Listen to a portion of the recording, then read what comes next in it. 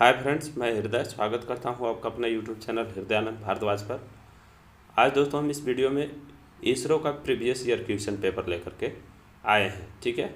और यह paper ISRO northern complex Mahendragiri का है और यह पेपर 22/4/2018 का एग्ज़ाम हुआ था, उस समय का पूछा गया क्वेश्चन है। अगर आप इलेक्ट्रीशियन ट्रेड से बिलोंग करते होंगे तो वीडियो को ज़रूर पूरा देखिएगा। और मैं आपको विश्वास दिलाता हूं कि अगर ये 60 क्वेश्चन का पूरा वीडियो देख लेते हैं, पार्ट 1 और पार्ट 2, तो कई सारे आपको डाउट क्लियर होंगे और कुछ नया पॉइंट आपको ज़रूर सीखने को मिलेगी। तो आइए शानदार तरीक़ा से वीडियो का शुरुआत करते हैं। अगर वीडियो हेल्पफुल रहेगा तो ज़रूर लाइक कर दीजिएगा, अपने दोस्त के साथ शेयर कर दीजिएगा, ठीक है। तो आइए देख ही लेते हैं। तो जैसा कि देख पा रहे हैं, हम इसके ऑफिशियल क्वेश्चन पेपर को डाउनलोड किए हैं इसकी साइट से। और यह जो पेपर है 22/4/2018 का हुआ था, जैसा कि यहाँ पर देख पा रहे होंगे। और इसका टाइमिंग जो पेपर का था वो 1.5 घंटा का था, 10:30 बजे से 11:30 बजे तक, ठीक है। तो आइए अब देख लेते हैं, शानदार तरीक़े से सभी MCQ को सॉल्व करते हैं, ठीक है। यहाँ पर क्वेश्चन नंबर 1 में देखिए क्या पूछा गया है। क्वेश्चन नंबर 1 में पूछा गया है, गति प्रेरित विद्युत वाहक बल की दिशा ... के द्वारा ज्ञात की जाती है। यानी कि प्रेरित विद्युत वाहक बल की दिशा हम किसके द्वारा ज्ञात करते हैं, ये आपसे पूछा गया। इसके 4 ऑप्शन दिए हुए हैं। पहला ऑप्शन है फ्लेमिंग के बाएं हाथ के नियम से, दूसरा ऑप्शन है गाउस के नियम से, तीसरा ऑप्शन है फ्लेमिंग के दाहिने हाथ का नियम से, और चौथा ऑप्शन है बायो-सेवार्ट के नियम से। तो ये 4 ऑप्शन में से जब राइट ऑप्शन चूज कीजिएगा तो पहला का राइट ऑप्शन सी के साथ चला जाएगा। फ्लेमिंग के दाहिने हाथ के नियम से हम गति प्रेरित विद्युत वाहक बल की दिशा ज्ञात करते हैं।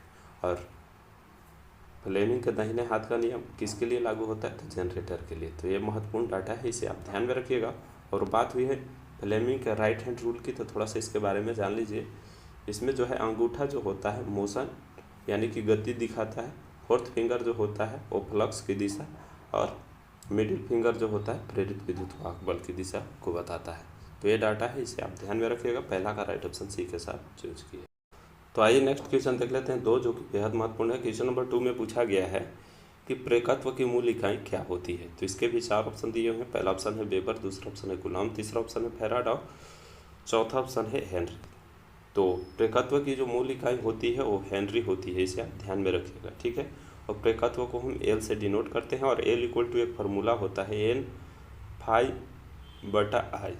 तो इसके द्वारा हम प्रेरकत्व को निकालते हैं। और प्रेरकत्व जो होती है परिपथ में प्रवाहित होने वाली धारा का विरोध करती है। बाकी ये सारे भी यूनिट ध्यान रखिएगा। आवेश का कूलॉम होता है, फ्लक्स का वेबर होता है, फैराड किसकी यूनिट होती है, ये आप इसी वीडियो के कमेंट बॉक्स में बताइएगा। अगर आप जानते होंगे तो ज़रूर कमेंट करके बताइएगा। बाकी प्रेरकत्व का हेनरी होता है। तो ये महत्वपूर्ण डाटा था, इसे ध्यान में रखिएगा। दूसरा का राइट ऑप्शन हम डी के साथ चूज किए, ठीक है। आइए नेक्स्ट देख लेते हैं क्वेश्चन नंबर 3। क्वेश्चन नंबर 3 भी बेहद महत्वपूर्ण है। यहाँ पर आपसे पूछा गया है क्वेश्चन नंबर 3 में कि कौन सा वैद्युत ऊर्जा का संचय करता है, यानी कि कौन सा डिवाइस जो है इलेक्ट्रिकल चार्ज को स्टोर करता है। तो इसके भी 4 ऑप्शन दिए हुए हैं। पहला ऑप्शन है इंडक्टर, दूसरा ऑप्शन है कैपेसिटर, तीसरा ऑप्शन है थर्मिस्टर, और चौथा ऑप्शन है रजिस्टर। तो ये 4 ऑप्शन में से जब राइट ऑप्शन चूज कीजिएगा तो तीसरा का राइट ऑप्शन बी के साथ चला जाएगा। संधारित्र जो होती है वह आवेश को ऊर्जा को संरक्षित करती है। तो राइट ऑप्शन हम यहाँ पर तीसरा का बी के साथ चूज किए। इसका अन्य जो नाम होता है वो कंडेंसर कहते हैं, ठीक है। इसको हिंदी में बोल सकते हैं कंडेंसर कहते हैं, इंग्लिश में कैपेसिटर कहा जाता है, ठीक है। और इसकी एक फार्मूला होता है C/Q/V। तो ये भी महत्वपूर्ण सूत्र है, इसे आप ध्यान में रखिएगा। बाकी तीसरा का राइट ऑप्शन हम बी के साथ चूज किए, ठीक है। तो आइए नेक्स्ट क्वेश्चन देख लेते हैं 4, जो कि बेहद महत्वपूर्ण है। और यह क्वेश्चन जो है ओम्स लॉ से रिलेटेड है। यहाँ पर आपसे पूछा गया क्वेश्चन नंबर 4 में कि ओम के नियम के लिए कौन सा शर्त है। तो इसके भी 4 ऑप्शन दिए हुए। पहला ऑप्शन है तापमान को स्थिर रखा जाता है, V/I का अनुपात स्थिर होना चाहिए, धारा वोल्टा के अनुपातिक होना चाहिए, और तापमान भिन्न भिन्न होना चाहिए। तो ये 4 ऑप्शन में से जब राइट ऑप्शन चूज कीजिएगा तो ओम का नियम में जो शर्त होता है तापमान को स्थिर रखा जाता है, तभी तो इसका डिफिनीशन होता है नियत ताप पर किसी चालक के सिरों के बीच का विभवान था उसमें प्रवाहित धारा के समानुपाती होता है। तो यहाँ पर राइट ऑप्शन हम ए के साथ चूज करेंगे, इसे आप ध्यान में रखिएगा। और इसका जो फार्मूला होता है V/I/R, ध्यान में रखिएगा, यह बेहद महत्वपूर्ण फार्मूला है। और यह जो है वोल्टेज, धारा और प्रतिरोध के बारे में इसके द्वारा हम ज्ञात करते हैं। ठीक है, तो चौथा का राइट ऑप्शन ए के साथ चूज किया है। नेक्स्ट देख लेते हैं क्वेश्चन नंबर 5। क्वेश्चन नंबर 5 में पूछा गया है कि रिएक्टिव पावर का यूनिट क्या होता है। तो पहला ऑप्शन है VA, दूसरा ऑप्शन है VAR, तीसरा ऑप्शन है वाट और चौथा ऑप्शन है KVA। तो ये 4 ऑप्शन में से जब राइट ऑप्शन चूज कीजिएगा तो रिएक्टिव पावर का जो यूनिट होता है वो राइट ऑप्शन बी के साथ चला जाएगा, VAR होता है, तो ध्यान में रखिएगा। तो आइए नेक्स्ट क्वेश्चन देख लेते हैं 6, जो कि बेहद महत्वपूर्ण है। क्वेश्चन नंबर 6 में पूछा गया है एक कुंडली में 20 वोल्ट प्रेरित करते हैं जब उसकी धारा 5 सेकेंड में 10 एम्पियर से 20 एम्पियर में बदल जाता है, तो प्रेरण कुंडली का पता लगाएं। यानी कि आपको इंडक्टेंस ऑफ द कॉइल को ज्ञात करना है। ठीक है, तो इसके लिए एक फार्मूला होता है V बराबर L गुने di/dt। ठीक है, तो यहाँ पर V का मान कितना दिया हुआ है, 20 वोल्ट दिया हुआ है, 20 रख देंगे। L हमको ज्ञात करना है, तो L इंटू di जो है यहाँ पर करंट में चेंजेज कितना हुआ है ये बताना है। तब 10 से 20 हुआ है, 10 एम्पियर से 20 एम्पियर, यानी कि आपका बढ़ा कितना से कितना, तो 10 से 20 हुआ है तो 10 हुआ है, तो यहाँ पर 10 लिखेंगे। कितना टाइम में dt यानी कि टाइम को 10 आता है तो 5 सेकेंड में, तो यहाँ 5 लिखेंगे। इसको काट देंगे 5 दूना के 10 और ये 2 से काट देंगे 20 को, 10 दूना के 20, तो राइट ऑप्शन यहाँ पर 10 हेनरी आ जाएगा, जो कि राइट ऑप्शन बी में है। तो छठा का राइट ऑप्शन बी के साथ चला गया। तो आइए नेक्स्ट देख लेते हैं क्वेश्चन नंबर 7, जो कि बेहद महत्वपूर्ण है। क्वेश्चन नंबर 7 में पूछा गया है एकल फेज AC मोटर में संधारित्र का उपयोग क्यों किया जाता है।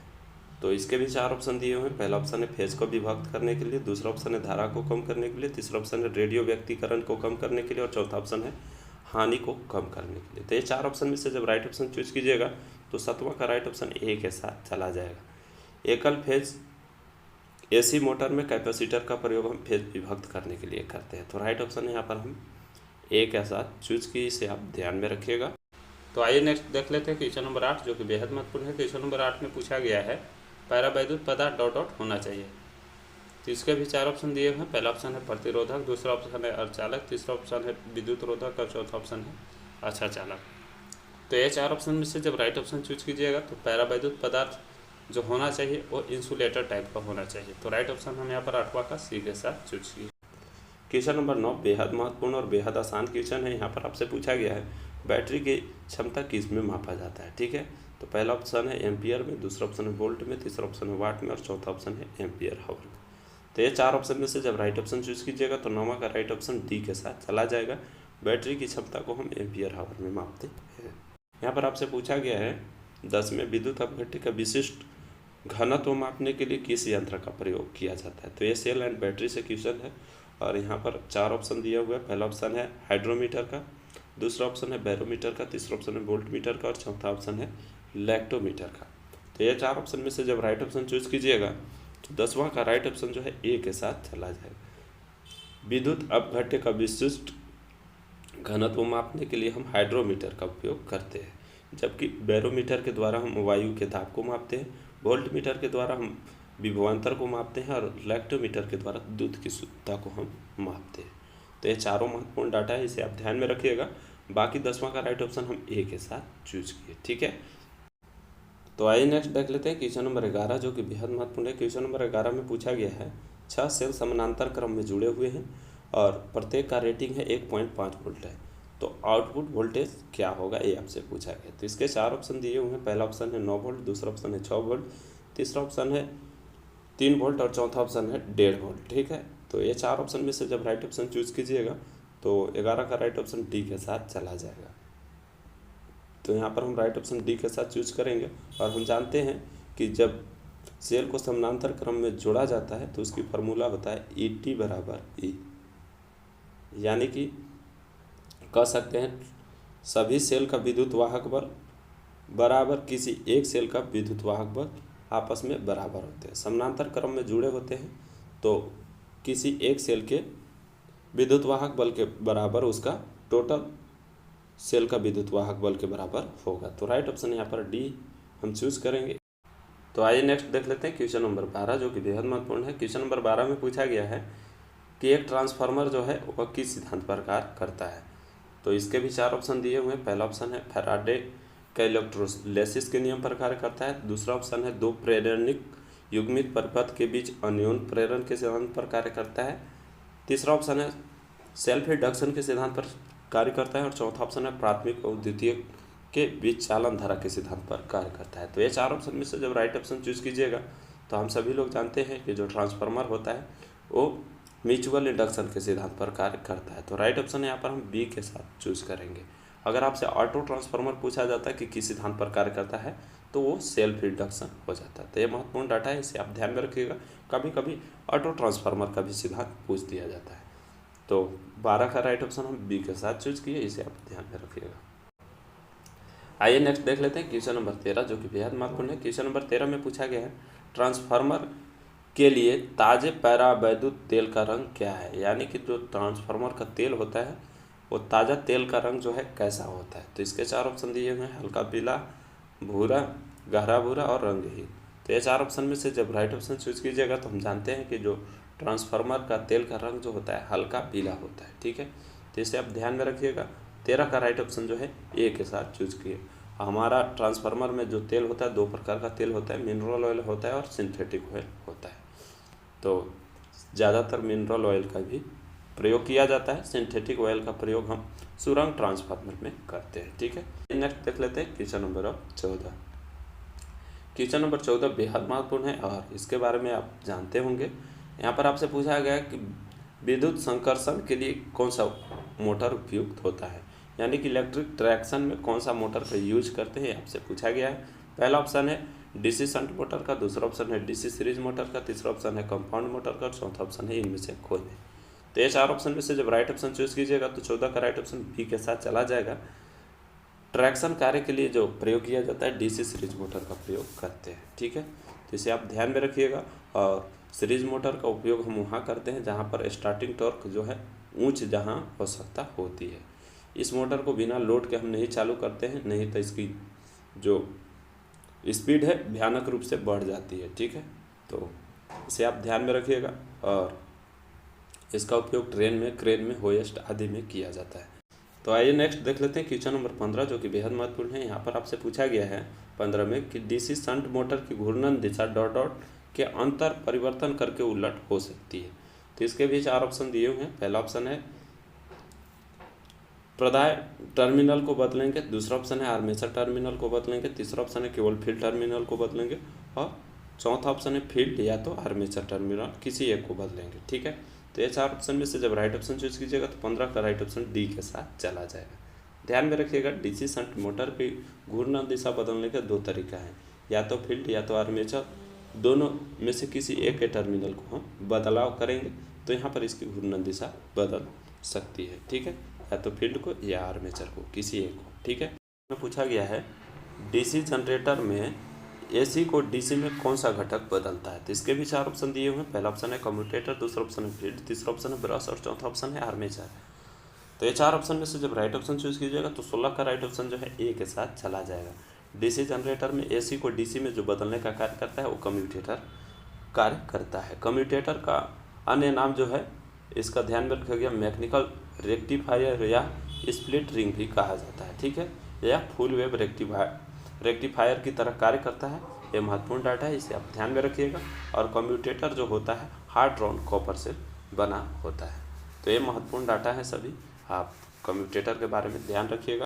तो आइए नेक्स्ट देख लेते हैं क्वेश्चन नंबर 17, जो कि बेहद महत्वपूर्ण है। क्वेश्चन नंबर 17 में पूछा गया है एक प्रेरण मोटर का स्टार्टर कोर किसके बना होता है। ठीक है, तो इसके भी 4 ऑप्शन दिए हुए हैं। पहला ऑप्शन है पटली ढलवा लोहा, दूसरा ऑप्शन है मृदु इस्पात, तीसरा ऑप्शन है सिलिकॉन इस्पात स्टैम्परिंग करके और चौथा ऑप्शन है नरम लकड़ी से।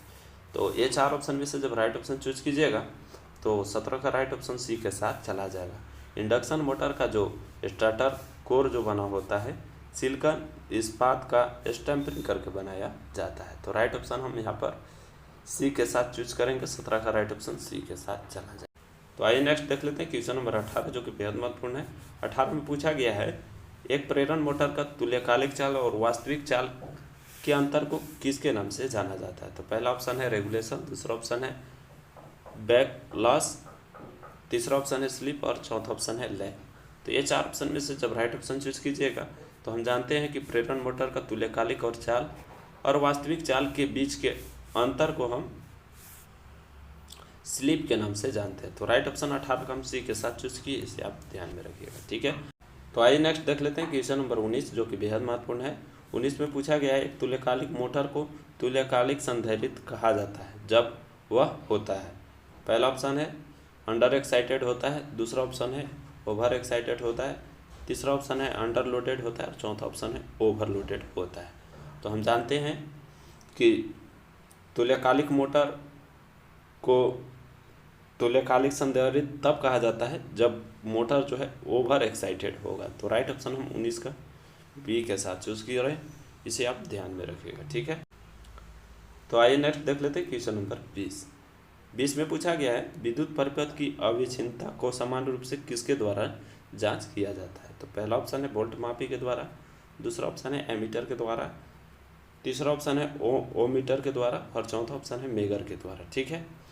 तो ये 4 ऑप्शन में से जब राइट ऑप्शन चूज कीजिएगा तो 20वां का राइट आंसर जो है सी के साथ चला जाएगा। ओमीटर के द्वारा हम कंटिन्यूटी चेक करते हैं। बाकी मेगर का प्रयोग कहाँ करते हैं अगर आप जानते होंगे तो बताइएगा। एमीटर का प्रयोग हम धारा को मापने के लिए, वोल्ट मीटर को हम ईएमएफ मापने के लिए प्रयोग करते हैं। लेकिन मेगर का कहाँ प्रयोग किया जाता है अगर आप जानते होंगे तो इस वीडियो के कमेंट बॉक्स में ज़रूर बताइएगा। तो आइए नेक्स्ट देख लेते हैं क्वेश्चन नंबर 21 जो कि बेहद महत्वपूर्ण है और यहाँ पर 21 में एमसीसीबी का फुल फॉर्म आपसे पूछा गया है। तो इसके 4 ऑप्शन दिए हुए हैं। पहला ऑप्शन है मुख्य नियंत्रक परिपथ वियोजक, दूसरा ऑप्शन है मोटर नियंत्रक परिपथ वियोजक, तीसरा ऑप्शन है लघु परिपथ वियोजक और चौथा ऑप्शन है मॉडलेट के सर्किट ब्रेकर। तो राइट ऑप्शन यहाँ पर आप सभी लोग जानते हैं एमसीसीबी का फुल फॉर्म जो होता है मॉडलेट के सर्किट ब्रेकर होता है। इसी प्रकार एक होता है एमसीबी का होता है मिनिएचर सर्किट ब्रेकर। इसी टाइप का एक और होता है ईएलसीबी अर्थ लीकेज सर्किट ब्रेकर। तो ये सब फुल फॉर्म को आप ध्यान में रखिएगा। तो आइए नेक्स्ट देख लेते हैं क्वेश्चन नंबर 22 जो कि बेहद महत्वपूर्ण है। यहाँ पर आपसे पूछा गया है निम्नलिखित में से कौन सा मध्यम वोल्टेज को इंगित करता है। पहला ऑप्शन है 250 वोल्ट से अधिक नहीं, दूसरा ऑप्शन है 650 वोल्ट से अधिक नहीं, तीसरा ऑप्शन है 650 से 33 kVA के बीच, चौथा ऑप्शन है यहाँ पर 415 वोल्ट से अधिक नहीं। तो हम जानते हैं कि जो मीडियम वोल्टेज जो आता है 650 वोल्ट तक आता है। बाकी निम्न वोल्ट की श्रेणी में 250 वोल्ट आता है और 650 से 33 kV तक हाई वोल्टेज की श्रेणी में आता है। तो ये सब महत्वपूर्ण डाटा है। यहाँ पर 22 का राइट ऑप्शन हम बी के साथ चूज किए, इसे आप ध्यान में रखिएगा, ठीक है। आइए नेक्स्ट देख लेते हैं क्वेश्चन नंबर 23। क्वेश्चन नंबर 23 में पूछा गया है कि स्ट्रीट लाइट जो होते हैं उसको कैसे कनेक्ट किया जाता है आपस में। तो पहला ऑप्शन है एंड टू एंड, दूसरा ऑप्शन है सीरीज, तीसरा ऑप्शन है पैरेलल और चौथा ऑप्शन है सीरीज पैरेलल में जोड़ा जाता है। तो हम जानते हैं कि जो स्ट्रीट लाइट लैंप होता है उसको सभी को हम समानांतर में जोड़ते हैं। तो 23 का राइट ऑप्शन सी के साथ चूज की है, ठीक है। तो आइए नेक्स्ट देख लेते हैं 24 जो कि बेहद महत्वपूर्ण है और बेहद आसान क्वेश्चन है। आपसे यहाँ पर 24 में पूछा गया है इनमें से कौन सा सबसे अच्छा ऊर्जा दक्षता फिटिंग है, यानी कि जो ऑप्शन दिए गए हैं इनमें से कौन सा ऑप्शन जो है सबसे अच्छा प्रकाश देती है, ठीक है। तो पहला ऑप्शन है CFL, दूसरा ऑप्शन है तापदीप्त लैंप, तीसरा ऑप्शन है फ्लोरोसेंट लैंप और चौथा ऑप्शन है LED। तो 4 ऑप्शन में से जब राइट ऑप्शन चूज कीजिएगा तो यहाँ पर 24 का राइट ऑप्शन ए के साथ चला जाएगा। CFL होता है, ठीक है, जो सबसे अच्छा प्रकाश की दक्षता माना जाता है CFL को। और CFL का फुल फॉर्म जो होता है कॉम्पैक्ट फ्लोरोसेंट लैंप होता है, तो ध्यान में रखिएगा। और LED का लाइट इमिटिंग डायोड होता है। तो यहाँ पर 24 का राइट ऑप्शन ए के साथ चूज किए। आइए नेक्स्ट देख लेते हैं क्वेश्चन नंबर 25। क्वेश्चन नंबर 25 बेहद महत्वपूर्ण और बेहद आसान क्वेश्चन है। यहाँ पर आपसे पूछा गया है किसकी इकाई जो है किलोवाट घंटा में होती है। तो पहला ऑप्शन है वोल्टेज का, दूसरा ऑप्शन है धारा का, तीसरा ऑप्शन है विद्युत शक्ति का और चौथा ऑप्शन है एनर्जी मीटर का। तो ये 4 ऑप्शन में से जब राइट ऑप्शन चूज कीजिएगा तो 25 का राइट ऑप्शन डी के साथ चूज करेंगे। विद्युत ऊर्जा की इकाई जो होता है किलोवाट घंटा में होता है, इसलिए राइट ऑप्शन हम 25 का डी के साथ चूज किए। आइए नेक्स्ट देख लेते हैं क्वेश्चन नंबर 26। क्वेश्चन नंबर 26 भी बेहद महत्वपूर्ण है और यहाँ पर आपसे पूछा गया 26 में वर्ग एच का विद्युत सामग्री का तापमान सीमा क्या होता है। तो पहला ऑप्शन है 120 डिग्री, दूसरा ऑप्शन है 155 डिग्री, तीसरा ऑप्शन है 180 डिग्री और चौथा ऑप्शन है 225 डिग्री। तो ये 4 ऑप्शन में से जब राइट ऑप्शन चूज कीजिएगा तो एच का जो विद्युतरोधी तापमान सीमा होता है 180 डिग्री होता है। राइट ऑप्शन हम सी के साथ चूज करेंगे और इसको आप ध्यान में रखिएगा YAE, ठीक है, और BFHC होता है, BFHC। तो Y का 90 होता है, इसे आप ध्यान में रखिएगा। A का यहाँ पर 105 होता है, E का 120 होता है, B का यहाँ पर 135 होता है और F का 155 होता है और H का 180 होता है और C का जो होता है 200, 220 और 250, यानी कि 200 से 250 के भी। तो ये श्रेणी का पूछा गया इसलिए यहाँ पर 180 होगा। तो ये बहुत ही महत्वपूर्ण है, यहाँ पर हमेशा एक क्वेश्चन पूछा जाता है किसी भी एग्जाम में। तो राइट ऑप्शन यहाँ पर हम एच श्रेणी के लिए 180 डिग्री चूज किया, राइट ऑप्शन सी के साथ चला गया। आइए नेक्स्ट देख लेते हैं क्वेश्चन नंबर 27, जो कि बेहद महत्वपूर्ण है। क्वेश्चन नंबर 27 में पूछा गया है कि 16 SWG का मान mm में कितना होता है। तो पहला ऑप्शन है 1.6 mm, दूसरा ऑप्शन है 1.2 mm, तीसरा ऑप्शन है 16 mm और चौथा ऑप्शन है 12 mm। तो ये 4 ऑप्शन में से जब राइट ऑप्शन चूज कीजिएगा तो 27 का राइट ऑप्शन जो है हम ए के साथ चूज करेंगे। 1.6 mm होता है 16 SWG का मान, ठीक है।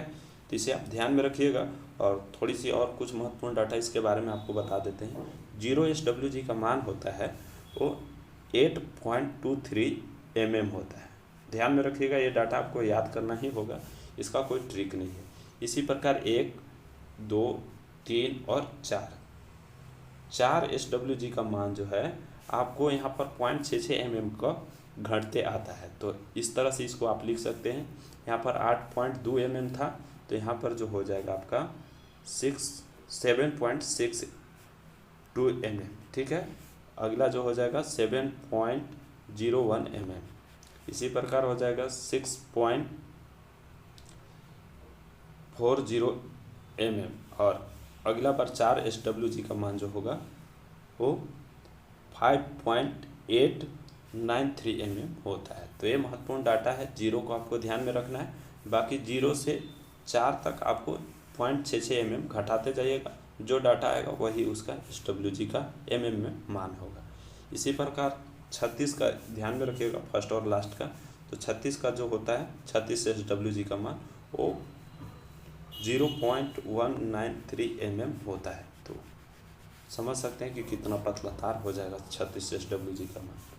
और SWG का फुल फॉर्म जो होता है स्टैंडर्ड वायर गेज होता है, इसे आप ध्यान में रखिएगा।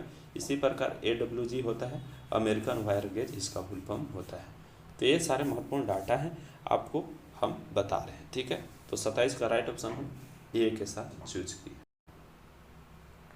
आइए नेक्स्ट देख लेते हैं अब क्वेश्चन नंबर 28, जो कि बेहद महत्वपूर्ण है। यहाँ पर आपसे पूछा गया है 28 में कि 1000 वाट और 200 वोल्ट के एक विद्युत केतली है, उसका प्रतिरोध का गणना करना है। तो पहला ऑप्शन है 5 ओम, दूसरा ऑप्शन है 0.2 ओम, तीसरा ऑप्शन है 50 ओम और चौथा ऑप्शन है 40 ओम। तो आपको यहाँ पर फार्मूला की सहायता से मान निकालना होगा। तो यहाँ पर आपको P दिया हुआ है पावर वाट यानी कि 1000 और वोल्ट दिया हुआ है 200 वोल्ट। तो R निकालना है तो R इक्वल टू फार्मूला होता है V²/P। तो V का मान कितना है, V का मान 200 है तो 200 गुने 200 कर देंगे, ठीक है, बटा 1000 कर देंगे। तो 1000, 1 0 से 1 0 खत्म, 1 0 से 1 0 खत्म, 1 0 से 1 0 खत्म। तो 20 गुने 2 करेंगे तो 40 ओम जो है राइट ऑप्शन डी में है, इसलिए हम यहाँ पर 28 का राइट ऑप्शन डी के साथ चूज किए। आइए नेक्स्ट देख लेते हैं क्वेश्चन नंबर 29। क्वेश्चन नंबर 29 बेहद महत्वपूर्ण है। आपसे यहाँ पूछा गया है कि 3 धारिता के प्रत्येक 10 माइक्रोफैराड के समानांतर क्रम में जुड़े हुए हैं तो उसकी धारिता क्या होगी। तो 3 अलग अलग कैपेसिटर हैं और जिसकी रेटिंग समान है 10 माइक्रोफैराड। तो समानांतर क्रम में संयोजन करने पर उसकी धारिता क्या होगा, ये आपसे पूछा गया है। तो पहला ऑप्शन है 30 माइक्रोफैराड, दूसरा ऑप्शन है 10/3 माइक्रोफैराड, तीसरा ऑप्शन है 3/10 माइक्रोफैराड और चौथा ऑप्शन है 10 माइक्रोफैराड। तो ये 4 ऑप्शन में से जब राइट ऑप्शन चूज कीजिएगा तो 29 का राइट ऑप्शन जो है ए के साथ चला जाएगा। हम जानते हैं कि कैपेसिटर का जो पैरेलल का फार्मूला होता है C = C1 + C2 + C3, ठीक है। तो यहाँ पर सभी का मान जोड़ देंगे तो 30 माइक्रोफैराड आ जाएगा। राइट ऑप्शन ए के साथ चला जाएगा। ये समानांतर क्रम संयोजन का फॉर्मूला है, तो आप ध्यान में रखिएगा। इसी प्रकार आर और एल यानी कि इंडक्टर के लिए और प्रतिरोध के लिए जो फार्मूला होता है सीरीज का और समानांतर का, दोनों को ध्यान में रखिएगा। बाकी समानांतर क्रम संयोजन करने पर यहाँ पर राइट ऑप्शन ए के साथ चला जाएगा 30 माइक्रोफैराड। ठीक है, आइए नेक्स्ट देख लेते हैं क्वेश्चन नंबर अब 30, और यह इस वीडियो का आखिरी क्वेश्चन होगी। इसका पार्ट 2 में हम आगे वाले क्वेश्चन को सॉल्व करेंगे। ठीक है, यहाँ पर आपसे क्वेश्चन नंबर 30 में पूछा गया है कि निम्नलिखित में से कौन सा जो है प्राथमिक सेल नहीं है। ठीक है, तो पहला ऑप्शन है शुक्र सेल, दूसरा ऑप्शन निकल लोह सेल, तीसरा ऑप्शन है डेनियल सेल और चौथा ऑप्शन है लैंगलाची सेल। तो ये 4 ऑप्शन में से जब राइट ऑप्शन चूज कीजिएगा तो प्राइमरी सेल के अंतर्गत जो नहीं आता है वो यहाँ पर जो है निकल आयरन सेल जो है सेकेंडरी सेल के अंतर्गत आता है। बाकी शुक्र सेल, डेनियल सेल, लैंगलाची सेल ये प्राइमरी सेल के अंतर्गत आते हैं। सेकेंडरी सेल के और अंतर्गत आते हैं lead acid cell, nickel cadmium cell. तो ये सब आपको ध्यान में रखने होंगे कि कौन सा प्राइमरी सेल के अंतर्गत आता है और कौन सा सेकेंडरी सेल के अंतर्गत आता है। ठीक है, यहाँ पर हम 30 का राइट ऑप्शन बी के साथ चूज किए, इसे आप ध्यान में रखिएगा। तो ये छोटा सा पार्ट 1 के ऊपर वीडियो था। वीडियो कैसा लगा आप ज़रूर कमेंट बॉक्स में बताइएगा। इसका पार्ट 2 हम जल्द आपको प्रोवाइड कर रहे हैं। तो मिलते हैं फिर नेक्स्ट वीडियो में नई जानकारी के साथ। तब तक के लिए अपना ख्याल रखिएगा, ध्यान रखिएगा। जय हिंद।